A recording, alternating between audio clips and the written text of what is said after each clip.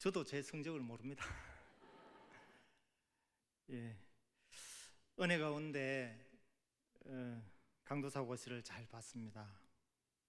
3월에 논문, 설교, 주회를 제출하고 2주 전 필답고사와 면접을 보고 합격 통지서를 받았습니다.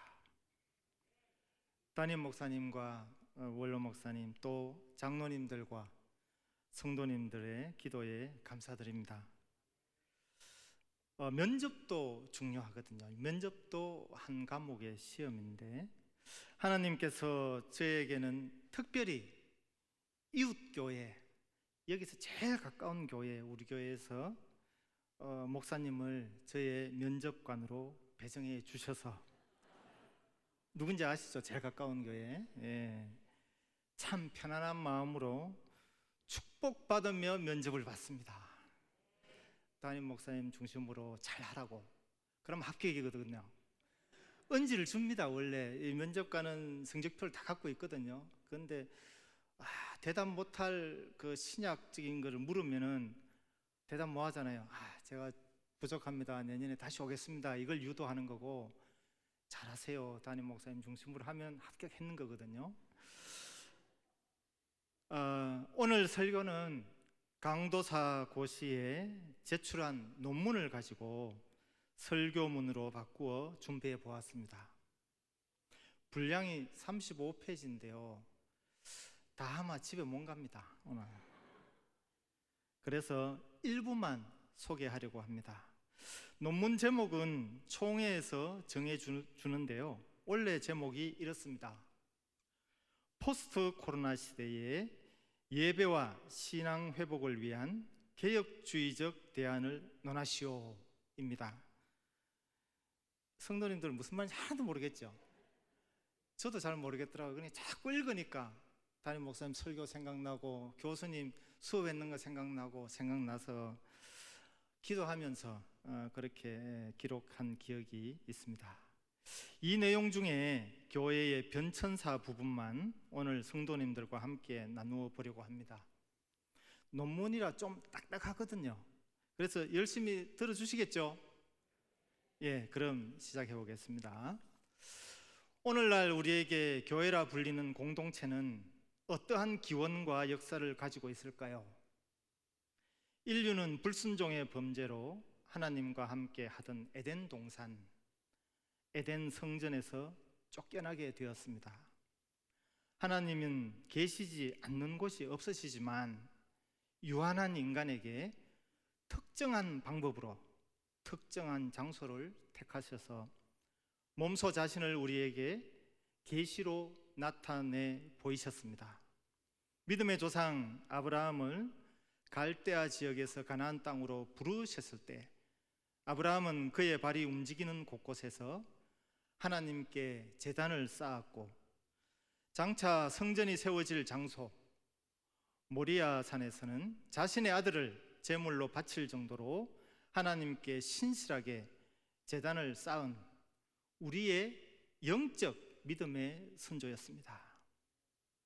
그의 후손 이삭과 야곱도 움직이는 곳곳에서 제단을 쌓았고, 그 쌓은 제단에서 하나님을 만나고 하나님과 교제하였습니다.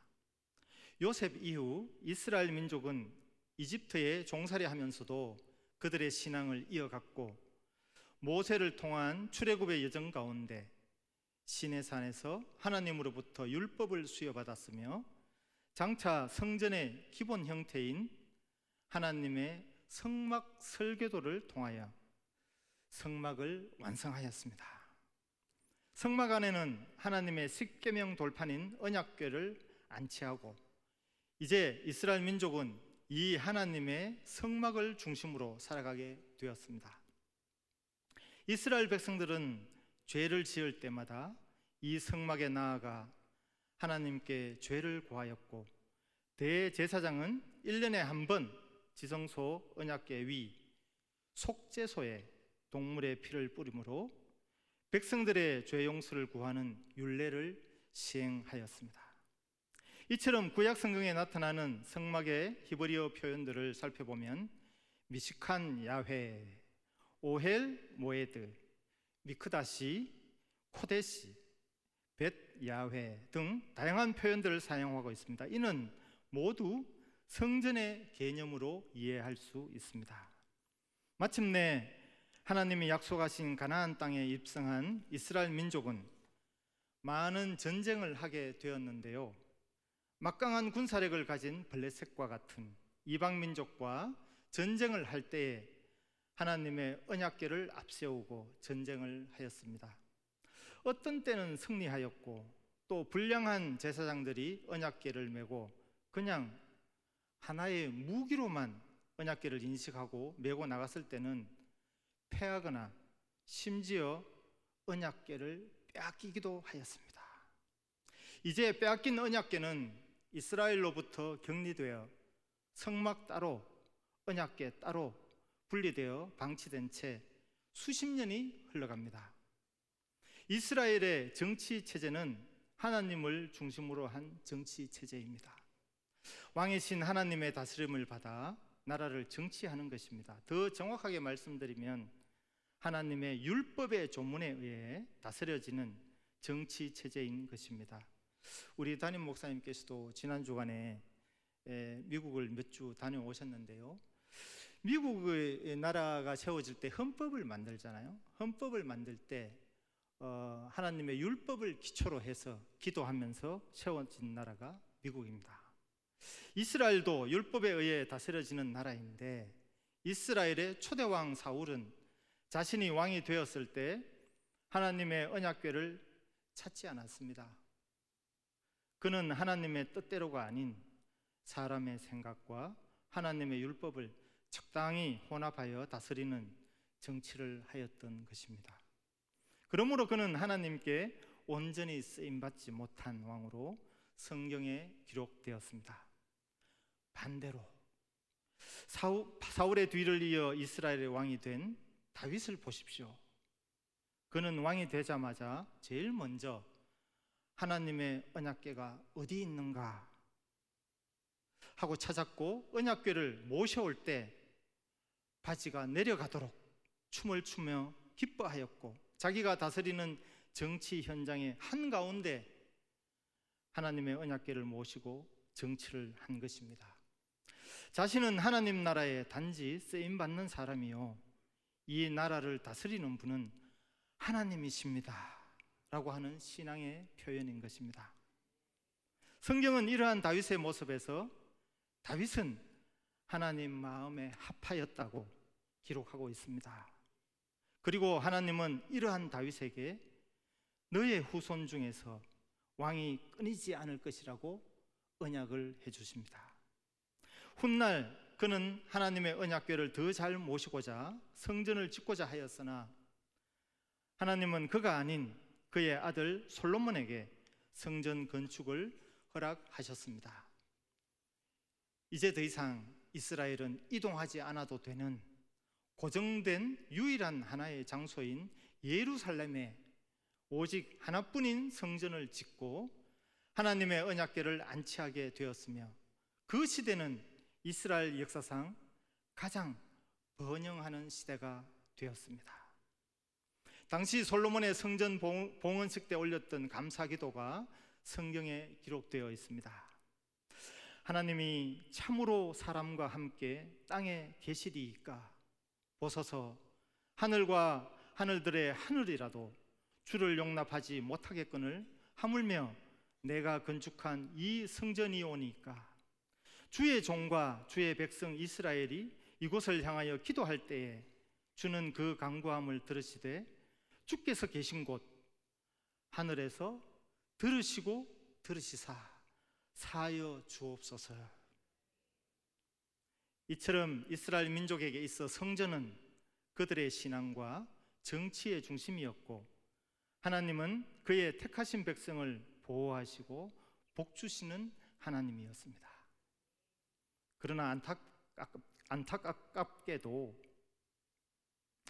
시간이 흐르면서 이스라엘은 하나님을 왕으로 모시고 통치하는 것을 점점 멀리하고 1000명의 이방 아내들이 가지고 온 우상들로 이스라엘은 우상 박람회장으로 전락하고 말았습니다. 급기야 솔로몬의 아들 때의 나라는 남북 둘로 갈라지고 이방 민족의 침입을 받아 북이스라엘은 역사에서 흔적도 없이 사라지고 남유다는 소수의 남은 자들만이 겨우 명맥만 유지한 채 이방 민족의 종살이하는 신세가 되었습니다. 뿐만 아니라 유일 성전인 예루살렘 성전은 완전히 불타버렸고 그 이후 언약궤의 행방은 알 수 없게 되었습니다. 그러나 하나님은 다윗과 맺었던 축복의 언약을 따라 이스라엘을 완전히 버리지 않으셨습니다. 다윗의 후손을 통하여 영원히 이스라엘 나라를 다스리게 하겠다는 약속을 하나님은 신실하게 진행하셨습니다. 70년 종살이에서 돌아왔을 때 이스라엘 민족은 다시 예전의 영광이었고 정치의 중심이었던 예루살렘 성전 복구에 온 힘을 모았으나 예전의 영광만큼은 되지 못하였고 성전 안에 하나님의 말씀인 언약궤가 있었다는 기록도 보이지 않습니다. 성도 여러분, 인류를 향해 구원을 베푸시는 하나님의 계획은 여기서 멈추는 것일까요? 신실하신 하나님의 계획은 언제나 위대하고 오묘하십니다. 하나님은 에스겔 선지자를 통하여 이제는 때가 되면 돌판에 새겨지는 율법이 아니라 마음판에 하나님의 말씀을 새기겠다는 말씀을 선포하십니다. 내가 그들에게 한 마음을 주고 그 속에 새 영을 주며 그 몸에서 돌 같은 마음을 제거하고 살처럼 부드러운 마음을 주어 내 율례를 따르며 내 규례를 지켜 행하게 하리니 그들은 내 백성이 되고 나는 그들의 하나님이 되리라. 바로 다윗의 자손을 통해 왕으로 오실 메시아 예수 그리스도를 통해 다스려질 전 우주적인 새 언약의 구원 선포를 주신 것입니다. 수백 년 뒤 기다리고 기다리던 예수님이 성육신으로 이 땅에 오셨을 때 예루살렘 성전은 로마에 의해 정치적인 목적으로 대대적으로 건축되고 있었습니다. 이 광경을 본 예수님께서 말씀하십니다. 예수께서 대답하여 이르시되 너희가 이 성전을 헐라 내가 사흘 동안에 일으키리라. 유대인들이 이르되 이 성전은 46년 동안에 지었거늘 내가 3일 동안에 일으키겠느냐 하더라. 그러나 예수는 성전된 자기 육체를 가리켜 말씀하신 것이라. 이제 구약시대 언약궤를 안치하였던 성전 건물 시대를 뛰어넘어 가장 온전한 성전 그 자체이신 예수님이 친히 이 땅에 오셨음을 선포하신 것입니다. 사랑하는 성도 여러분, 이처럼 수천 년의 시간 속에서 죄 많은 인간을 구원하시길 원하시는 하나님은 그 아들 예수 그리스도를 우리에게 보내주셨습니다. 신약 성경이 기록되기 전 누가 이 비밀을 알았을까요? 누가 하나님의 오묘한 섭리와 전 우주적인 계획을 알았을까요? 동물의 피가 임시로 죄를 속하던 제사가 이제는 예수님이 어린 양이 되셔서 단번에 하나님께 온전히 드려지심으로 그동안 인간을 향한 하나님의 진노를 거두시고 우리 죄를 용서하시는 하나님의 크신 사랑이 새 언약으로 선포된 것입니다.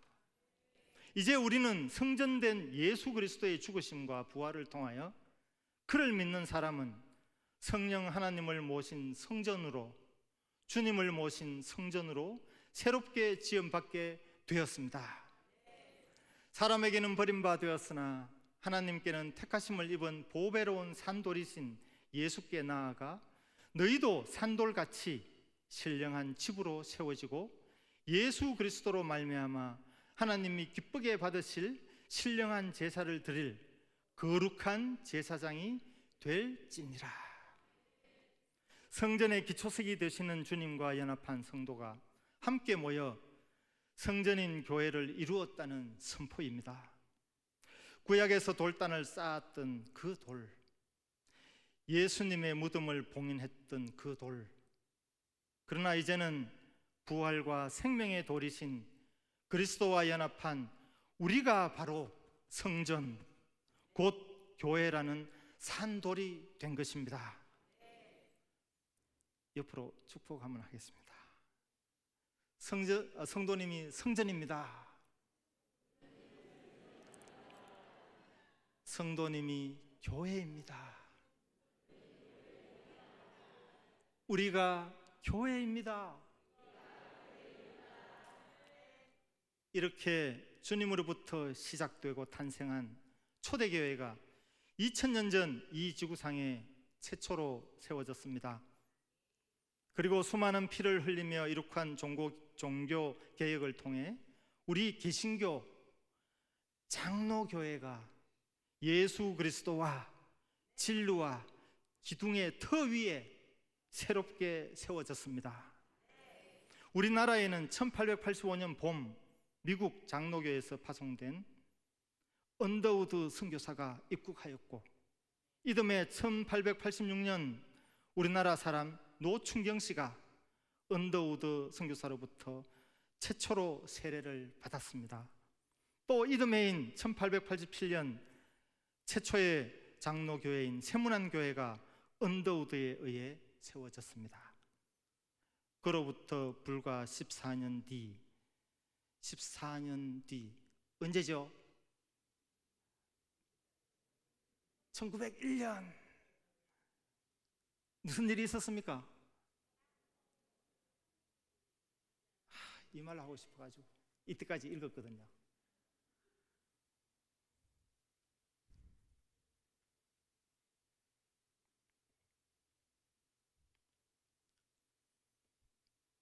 그로부터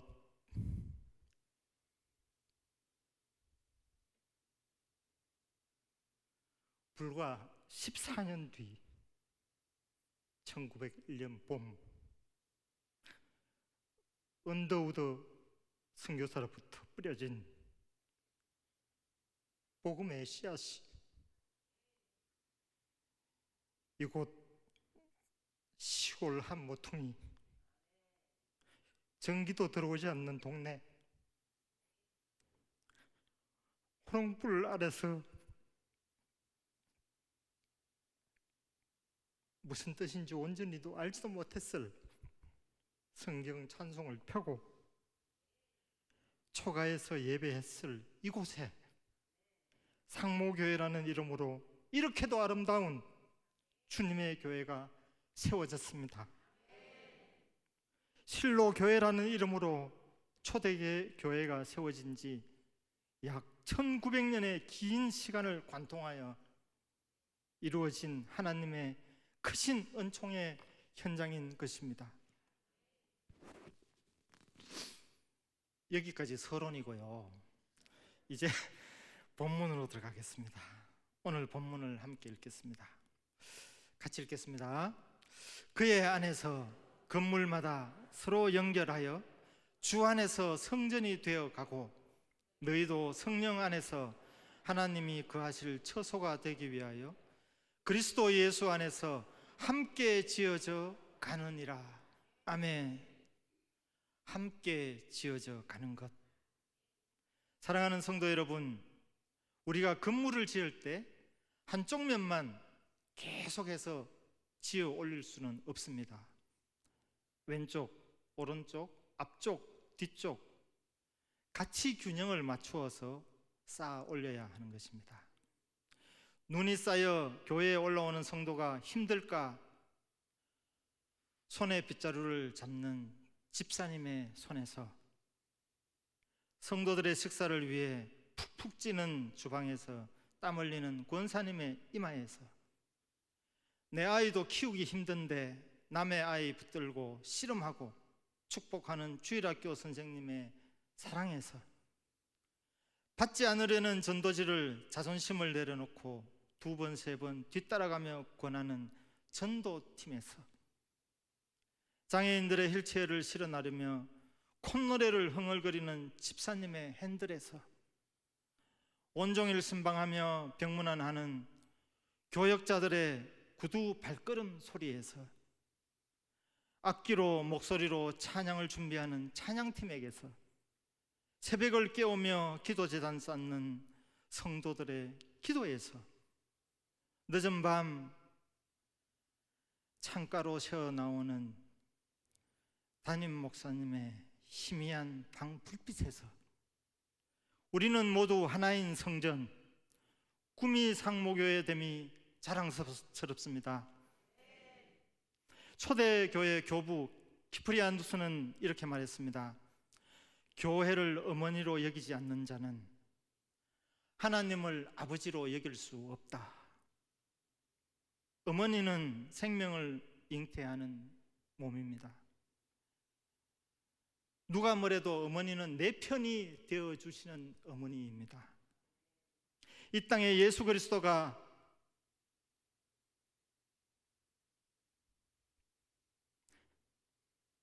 그의 피로 세우신 머리 대신 유무형의 교회는 단 하나뿐입니다. 그리고 우리는 하나된 전 세계 교회의 지교회입니다. 언젠가 주님이 다시 오셔서 완성될 전 우주적인 교회, 모든 열방이 하나로 모여드는 하늘 성전을 우리는 반드시 우리의 눈으로 목도하게 될 것입니다. 그때 우리가 받은 상급의 면류관을 어린 양 예수의 발 앞에 내려놓으며 우리는 모두 이렇게 고백할 것입니다. 우리를 이 땅에서 거룩한 성전으로, 교회로 살게 하신 것은 모두 하나님의 은혜였습니다. 이제 말씀을 맺으려 합니다. 포스트 코로나 시대의 예배와 신앙 회복을 위한 개혁주의적 대안을 논하시오.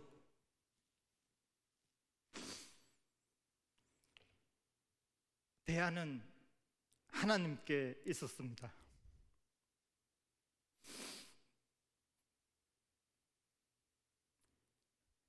또한 우리의 타오르는 기도의 불꽃에 있었습니다. 이러한 하나님의 전 우주적인 거대한 역사는 바로 구미상목회를 통하여서도 계획하신 하나님 앞에 우리 성도 한 사람 한 사람 모두 기쁨과 헌신으로 동참함으로 날마다 하나님 나라를 살아가는 복된 구미상목회 성도들이 다 되시기를 축복드립니다.